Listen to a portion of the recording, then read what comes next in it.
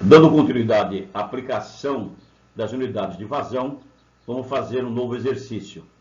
Então aqui nós temos uma calha partial, a água está passando na calha partial, aqui já entra o froculador. Nós temos uma calha partial de garganta igual a 9 pés, está instalado na ETA central. Pede-se calcular a vazão da ETA quando a altura da lâmina d'água for de 20 cm, sendo conhecidos os seguintes parâmetros da calha. A calha tem uma garganta de 20 cm e o H0, ou seja, a altura da lâmina é 15 cm. Com uma garganta de 20 cm, nós temos uma calha de 7,87 polegadas. 7,87 polegadas.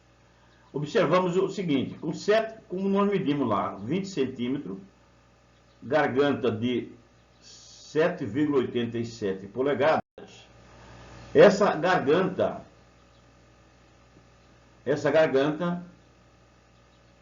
não é uma garganta padrão, 7,87 polegadas. Então, a norma vigente no Brasil é a norma NBR ISO 9826-2009. Porém, tendo em vista ser uma norma relativamente nova, a grande maioria das calhas obedecem à norma ASTM D1941. Então, veja bem, eu estou lá na minha calha, medi a garganta, verifiquei que a minha calha tem uma dimensão de 7,87 polegadas. E que a altura da minha lâmina, a altura da água aqui no ponto de medição é 15 centímetros. A norma ISO 9826, ela tem essa tabela. Então a calha partial é o número e a largura da garganta em metros. Ou seja, aqui metro, decímetro, centímetro, 15,2, 25, 30, assim por diante. A norma D1941, já que é mais usual, nós temos ela em polegada, 1, 2, 3, 6, 9, 12, 18. Portanto, nesta norma, a nossa calha está totalmente fora. Quem construiu uma dimensão de 7 polegadas, que não é uma largura de garganta padrão. As calhas são normatizadas com larguras padrões de garganta. Neste caso, nossa calha foi construída fora dos padrões. Daí não ser possível utilizar nenhuma das tabelas. Então, o que eu faço agora?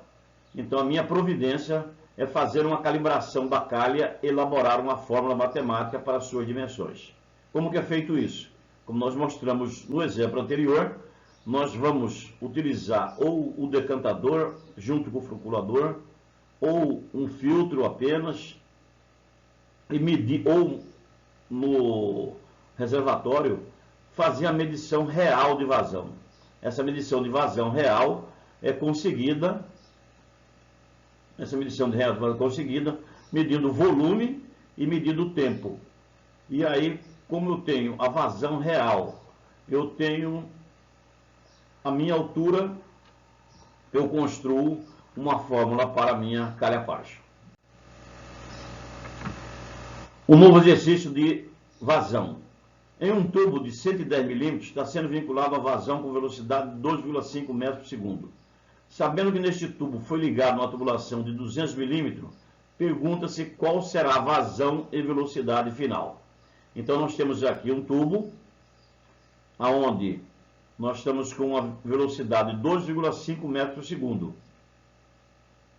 E queremos saber qual que seria a velocidade final aqui no tubo maior. Está entrando no tubo menor, qual será a vazão e velocidade final no tubo de 200 milímetros. O tubo de 100, 110 milímetros está com a velocidade de 2,5 metros por segundo e o tubo de 200 está interligado no tubo de 100. Queremos saber qual a vazão e velocidade final. Pela equação da continuidade, vazão é igual à área do tubo vezes velocidade. O tubo inicial tem 100 milímetros de diâmetro interno. Logo, a sua área será a razão de a constante π vezes o diâmetro quadrado dividido por 4, π de 2 sobre 4. A área, portanto, seria 3,1416 vezes 0,1 ao quadrado, elevado ao quadrado, está aqui, elevado ao quadrado dividido por 4. Então, a minha área seria 0,07854 metros quadrados. A vazão é a área vezes velocidade. Então, aqui eu tenho a área do tubo vezes a velocidade que foi me dada no exercício. Eu tenho uma vazão de 0,019 metros cúbicos por segundo, ou multiplicando por 3.600, nós já vimos na nossa conversão de unidades, porque eu tenho 0,19 metros cúbicos em 1 segundo. Uma hora tem 3.600 segundos. Então, para converter metros cúbicos por segundo para metros cúbicos por hora, eu multiplico por 3.600.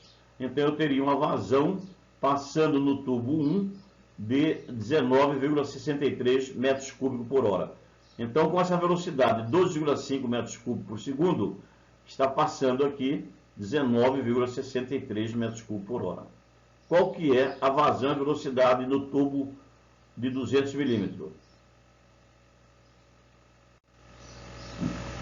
A velocidade no tubo de 200 milímetros seria a mesma vazão devido à equação da continuidade. No exercício seguinte, nós temos um decantador da ETA, possui a dimensão de 12 metros por 5 metros e um fundo inclinado 15 graus no sentido original. Então, eu tenho um decantador que possui uma dimensão de 5 metros de largura, 12 metros de comprimento, e ele está inclinado aqui 15 graus. Nós, sabendo que o mesmo enche uma altura de 10 centímetros em 1 minuto e 45 segundos, pergunta-se qual a vazão que está sendo tratada. Resposta é metro cúbico por hora, litros por segundo e metros cúbicos por segundo. Então, meu decantador, independente dele ter essa inclinação ou não, não me interessa, porque quando começo a encher o decantador, o meu nível está nivelado, está bem nivelado o nível da água. Então, quando eu medir a altura de 10 centímetros, não importa que condições é o fundo do decantador. Importa que eu medi 10 centímetros num tempo de 1 minuto e 45 segundos. Ora, se eu medir uma altura de um tempo, 1 minuto e 45 segundos, para encher uma altura de 10 centímetros, eu tenho que converter todo ele em segundo. Então, 60 segundos, que é 1 minuto, mais 45 segundos, eu tenho um tempo total de 105 segundos. A área do meu decantador é base vezes a largura. 5 vezes 12. Eu tenho uma área de 60 metros quadrados. O volume enchido nesse instante aqui, que subiu 10 centímetros, é a área vezes a altura. Então, eu tenho uma área de 60 metros quadrados, vezes a altura de 10 centímetros, que eu transformo em metro, porque eu estou em metro quadrado, eu tenho um volume de 6 metros cúbicos. Então, o meu problema resumiu que eu enchi 6 metros cúbicos num tempo de 105 segundos. Portanto, a vazão é o volume dividido pelo tempo, que é 6 metros cúbicos dividido por 105 segundos, que daria 0,571 metros cúbicos por segundo. Eu multiplico metros cúbicos por segundo por 3.600, eu tenho metros cúbicos por hora. Então, esse aqui é o exemplo típico para mim fazer a calibração de uma calha Partial. Então, eu vou ir lá na calha Partial, medir a altura da calha Partial, medir a vazão deu um determinado valor. Bom, eu venho aqui no decantador ou no reservatório e faço estes cálculos que estamos mostrando neste exercício. deu uma vazão de 205,71 metros cúbicos por hora. Terá que ser igual à vazão da calha-parte. Porque isso aqui é uma vazão que não tem nenhuma dúvida, é uma vazão volumétrica. A vazão volumétrica só teria erro se houvesse alguma fuga durante o enchimento deste tanque, ou se esse tanque estivesse compartilhado com uma outra área e nós não estivéssemos computando essa área, por exemplo, a área do furculador. Mas se ele está totalmente isolado, então essa é uma área, volume real. Então esse volume, essa vazão, prevalece sobre a vazão da calha partial. Aí daqui, comparado com a vazão da calha partial, eu tenho que calcular qual que é o meu erro. E depois a vazão em litros por hora, que é multiplicar metros cúbicos, que vale 1000 litros, por 205,71, daria 205.710 litros por hora. Então essa aqui é uma aplicação para nós calcularmos a nossa vazão que está chegando em nossa estação de tratamento. Isso aqui pode ser o decantador, pode ser o reservatório, pode ser qualquer local onde eu tenha confinamento do volume.